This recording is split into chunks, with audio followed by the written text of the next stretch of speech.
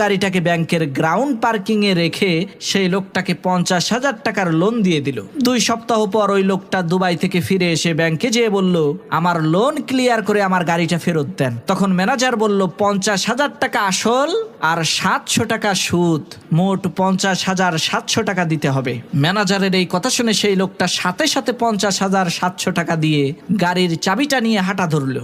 লোকটার এই কাণ্ড দেখে সেই ব্যাংকের ম্যানেজার বলল, ভাই, আমরা খোঁজ খবর নিয়ে দেখেছি আপনি কোটি কোটি টাকার মালিক, কিন্তু হঠাৎ করে আপনার এই 50,000 টাকার প্রয়োজন হলো কেন, সেটা তো বুঝতে পারলাম না। তখন সেই লোকটা মুচকি হাসি দিয়ে ম্যানেজারকে উদ্দেশ্য করে বলতে লাগলো, ভাই, আমার 2 সপ্তাহের জন্য ব্যবসায়িক কাজে দুবাই যাওয়ার প্রয়োজন ছিল।